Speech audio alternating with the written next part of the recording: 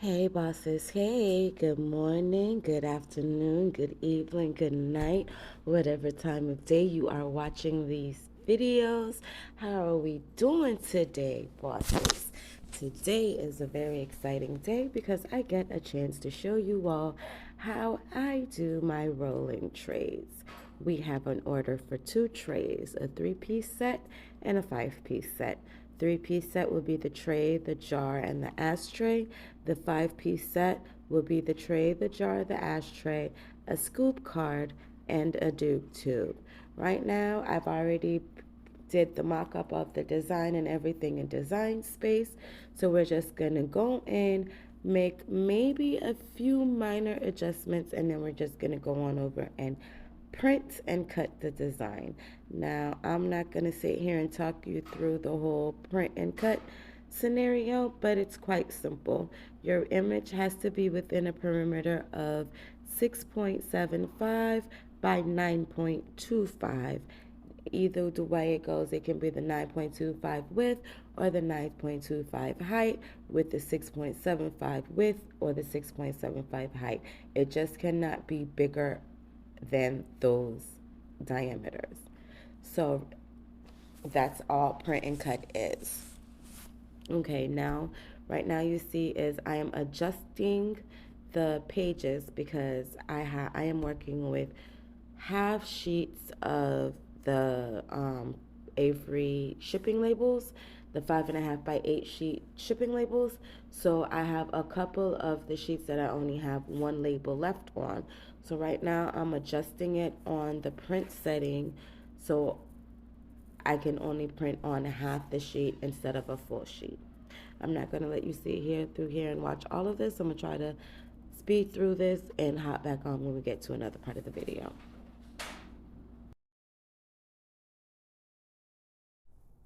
All right, y'all. So while this is, I'm sending this to the print, I'm gonna let you know what I'm doing. I left my bleed on and I'm setting it to print on my dialog computer settings, which is high quality on a matte finish. High quality, so it comes out very, the ink comes out very vibrant, and matte paper, so because I'm literally printing on shipping labels, and shipping labels is pretty much matte paper. Um, I normally send all my print and cuts through all at once so everything can print out all at once, and then I turn around and go back and cut them on the Cricut machine. That in that way, I to me is faster because everything can go through the printer all at once instead of printing one, cutting one, then go back and printing another, then cutting it again, and then it's a little faster this way to me. So right now I'm just going through and I'm sending each sheet to print. I believe it's 5 mats that I'm working with. So I'm sending each sheet to print with each setting high quality on matte presentation paper. I am using a Canon Pixma 3000 for these prints. That is my go-to printer. So I'm going to take you guys over to the printer now. I'm not going to let y'all sit here and watch each one of these sheets print out. That would be the most long, boring video ever. I'm not about to do that. So I'll let you see. I think it's the first 2 prints come out. So you can just for aesthetic purposes.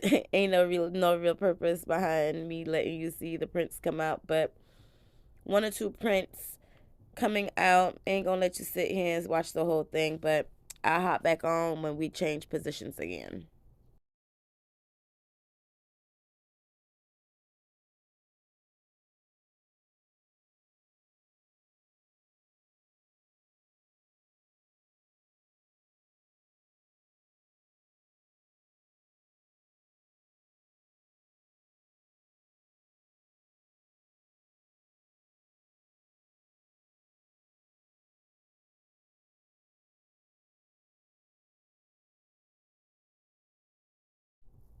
All right, my bosses, we back at it again. Right now, we just up here cutting these prints. This is the Jamaica flag. Now, as I said before, these are two rolling trays, a 3-piece tray and a 5-piece tray. The Jamaica flag is going to be for the 3-piece oval tray, and the Rasta lion with the Leo in the corner is going to be for the 5-piece square tray. I decided to do one of each so you can just see the different types of trays that I do. I normally do my round trays as a football tray because I do sports theme trays, football, basketball, and I've done a hockey or two in the past. But right now the Cricut is reading. It done cutting. Now we're moving on to the assembly part. I always wipe down everything that I am using with alcohol. So I just sprayed a little alcohol on my little rag and I'm just wiping everything down. Jars down, getting any dust off of them. I spray painted these trays. I believe it was like 2 days ago. I just wanted to make sure everything was, the spray paint was dried and everything, so just in case any dust or anything got on them. The black ashtray did not spray paint. That came black, so I just left it black. The red ashtray came red, so I left the inside red and I spray painted the outside black and green. I've got the edge corner cutter to round out the edges for the tray, because the square tray has a round beveled inside, so to make the tray easier to sit. It makes the picture easier to sit inside of the tray and line up perfectly. Now, as I was putting this on, as you see right there, the ink on this paper was not completely dried. And when I went to go adhere it on, it kind of messed up a little bit. So I did print out another one, waited till it dried, and put it over on top of that one so you wouldn't see the imperfection on it. With this one, the ink was dry, but to be on a precautionary side of everything, so to avoid printing it out, I did put the white piece that I got off the back of the other tray on top of it so I can rub down and seal it in properly without smudging the ink. I'm not quite sure why the ink didn't dry, because these pictures have been printed for about a good 15 minutes, so I'm not quite sure. This is the first time it ever happened to me where the ink wasn't dry and it smudged on this particular project, but I digress. Everything worked out perfectly fine on the second print after I printed it. So now all I'm doing is just rubbing it down, rubbing out. I did see a few air bubbles in it that I was trying to get out. When I lift it up, you can see where you see the air bubbles in it through the sheen of the light, but it's okay. I didn't want to poke a hole through it, because then that makes the paper lift up after the epoxy goes on it, so I just left it alone. Okay, now for my inches, the round tray inches is just, I did it as wide as the print and cut option on the Cricut Design Space would allow me, which I did a 9.75 width to a 6.25. No, my height was 5.9 for the round tray, and it was cut and I sliced it in an oval shape. The square tray was the 9.75 width with the 6.25 height. The ashtrays are 3 inches in diameter with the circle with a slice. So I just took the picture and I sliced it with the circle at a 3 diameter width. With the stash jar, I did those at a 2 diameter width. Same process. The picture, slice out the picture with the circle shape and make it a 2 point. The Doobe tube, which is a 3.1 in height and a 2.1 in, no, 3.2 in height and a 2.1 in width. I cannot leave a link of where I got the Doobe tube from because I get them in a pack of things that I buy from the smoke shop. So it's a plastic tube. I reuse them. So I basically get them for almost a dollar out of my recreational habit. I am a smoker, so hey. Um, what else? The scoop card. The scoop card, I leave the sticker backing on one side of the scoop card, as you're gonna see. I take off one, the sticker backing is on the other side of the red one. It makes the card thicker after lamination because this card is going to be laminated. I don't think I showed you a video of the lamination, but I do put in a picture of the finished product after the epoxy has dried and everything at the end of the video. So if you want to see the full product shot of the product, stay tuned to the end and you'll be able to see a picture of it. Right now I'm just trimming up the sides to make sure everything is all unified and such. And there is everything. I normally sit this out and let this sit and adhere for a good little minute before I start the epoxy. Okay, now it's been about 30 minutes since I've added each sticker paper to each tray and jar and ashtray. Now I'm setting up the table for the epoxy. This is regular white craft paper. I was given this by a friend who works at Sephora. I might even be packaging paper. Who knows? It's not going to waste. I use it as my epoxy sheet to cover up my table when I am doing epoxy because it's nice and thick and nothing seeps through if the epoxy is to drip on it.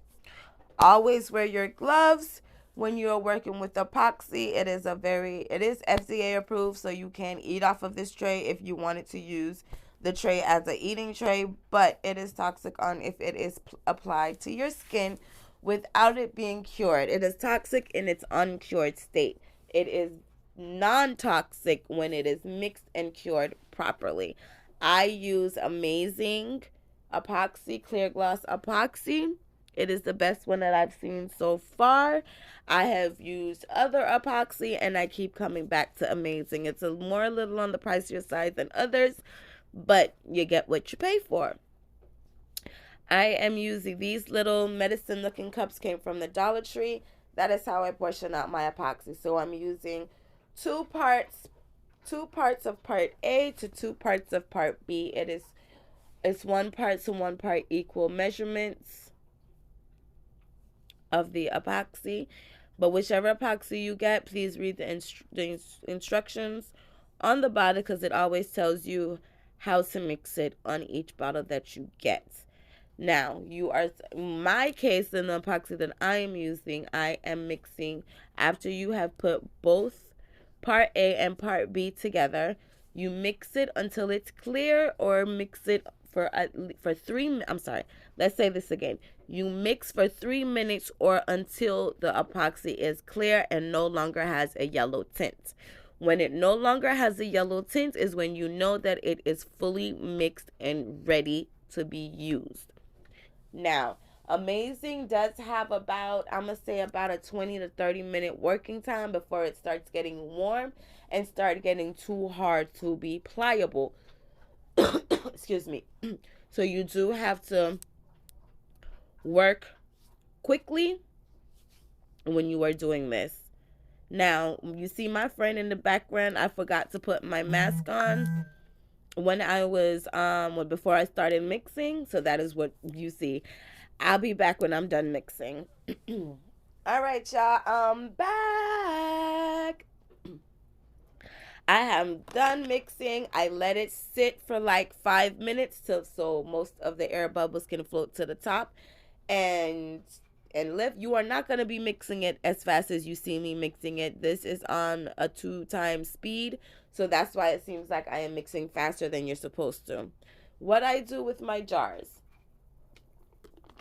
Since I've been getting these kinds of jars, they have like a little indentation on the top part of it, so I just pour the epoxy until it covers, because they are kind of mason jars. There's the two parts to this jar, but once I put the epoxy on it, it's going to be one part. It's not going to no longer come apart. So I just let it settle into the indentation of the jar and let it sit. Hit it with a heat gun. Heat gun was purchased from Walmart. I believe it was either $15.99 or $17.99 at Walmart when I got it. That was about a year ago, but you can also find them on Amazon for about 15 bucks at most. They're not expensive at all. But when I pour, and then I hit it with the heat gun. After I poured and hit it with the heat gun, I realized that I had a little too much in there, so I'm just scooping out a little too much, because you don't want it to overflow, because if it overflows, then it's going to really seal the jar shut and you won't be able to open the jar. You're going to have to start your process all over again, and that's going to be a waste of product, a waste of time, and a waste of inventory. So before anything sets and dries out, just scoop out any excess, hit it with the heat dryer again, put it to the side, and move on to your next item. Okay, now we're going to do the ashtrays. I normally do my jars and ashtray first, because those two are the ones that take the least amount of epoxy. Your trays are going to take the most amount of epoxy, and it's going to take the longer to work through. So I always do my small amounts first. With the black ashtray, I don't need to go all around the whole ashtray, top, bottom, side to side, because the whole ashtray, it came black and I want it to stay black. So I didn't put any spray paint on anything a part of this ashtray. All I did was add the sticker. So all I did was pour enough epoxy on the inside to seal the sticker in. Now, with the other ashtray, which is the red, black, and green ashtray, that one I kind of had to spray paint the outside of it. So I am going to go around the whole outside part of the ashtray with the epoxy in a pour and smooth method.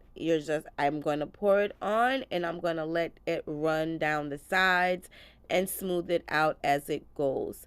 Now, after this cured and everything, I realized I might have used a little too much epoxy, but rather too much than not enough. So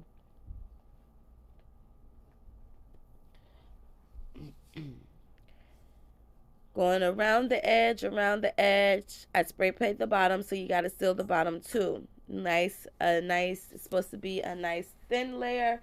I did a nice thin, thick layer. So, yes. After I did the outside, I did not spray paint the inside of this ashtray. All I did was spray painted the outside of the ashtray. So what you're going to see me do is I'm going to go in the inside, but then I realized when I was sealing the outside, some of the epoxy came through the little creases and kind of dripped down, and that's not going to look good. So I had to go ahead and just seal the whole inside as well, so I can have a nice smooth finish. So that's all you're doing is just smoothing. Make sure everything is smooth. Epoxy is a self-leveler, so once you smooth, you don't have to worry about the ridges that you see on the inside, because it does basically level itself out in the drying process. Put it to the side. That little blue sheet that you see on the paper is a silicone mat. Epoxy it's not going to stick to that. If I was to leave this sitting on the white paper, by the time it dried and I was to see it in the morning, the white paper would be stuck, and I mean stuck to the bottom of the ashtray, and I can't have that. So always stick it on a silicone mat anytime you're doing an all over epoxy situation where you can't sit it on a stand or anything. Since I got epoxy all over all those gloves, it's good to change out your gloves, because I do not want the epoxy to be on the bottom of the tray for when I am doing the tray epoxy. I'm going to hold it with one hand and smooth with the other. So I needed my left hand to be clear of epoxy, free of epoxy and everything of the sort, so the bottom of my tray does not get stuck with epoxy. Now all I do is, as you can see, I did a thick line to the top of the tray and let it start dripping down to the side. And then I just used my fingers and go around the edge of it, smooth it out, go around the rim, make sure everywhere that I have spray painted is sealed with an epoxy seal. Gotta make sure it's sealed, or else you will have chipping, your customers will have chipping, and everything of the sort will have chipping. So all I'm doing right now is just smoothing it around the edges, make sure everything is nice and touched, everything is sealed. I did not spray paint the bottom, so you do not have to go to the bottom um of this package and see any seal anything, because my bottom is still the nickel free. These, I'm sorry, I don't think I mentioned it, but these trays, I do get my trays from the $1.25 store. In their, I believe it's in their kitchen department. Sometimes you can find it in the party section. They are nickelback serving trays if you want to go on their website and order the box. Sometimes I order the box, but I still had a few left over here, so I don't need to. I have a lot of trays, so I don't need really. But if you guys want to start doing this, there, I get them from the Dollar Tree, $1.25 store. I can't call it Dollar Tree anymore. But same thing I did for the square trays, I'm gonna do for the oval tray. My friend is gonna come over. I got a little epoxy on my arm. She's gonna come and wipe it off for me. Boom, boom. She would be over here helping me do this as well, but these are latex gloves and she is allergic to latex. And I did not have any of my blue non-latex gloves, so I'm in this solo, but she is there in the background to help me when I need it. Gotta have true blue. I only have a true few. She probably the only one I got, so you will meet her soon. That is the bestie, the esthetician, a part of Boss Beauty Unlimited, the second business that I introduced you guys to about a couple videos ago. You will be seeing a lot of her in those base videos. You guys, let me know if you want me to start a whole separate channel for the beauty. I just want to keep this channel all business, all my businesses. Everything is business related, whether it's crafting or beauty. I am both. So we're going to do this. Every time I sit, I always come back and hit it with the heat gun. Now, I'm not going to take you through the whole process of me hitting with the heat gun every 30 minutes. It is pretty much self-explanatory. I saw a little edge, a little dip in something. I had to come back and see it, fix it. Instead of putting my fingers, I'm going to let it run. Anytime it runs, it is self-leveling, like I said. But anytime you work with epoxy, the best way to pop your bubbles is with a heat gun or one of those long torch lighters, or you can even use a small lighter, but I would prefer you not, because them flames do get hot on your fingers, baby girl, baby boy. It will get hot on you. Anyways, like I said, I seen a few little edges that needed a few little touches of epoxy, so hit it with the epoxy, let it settle in. It is self-leveling, so I don't have to go back in and smooth nothing out. Hit it with the heat gun, melt it out a little bit, let it flow over itself, let it hit itself. Now, next shot you're going to see is the finished product. Like, comment, and subscribe. Hit the notification bell. Thanks for watching.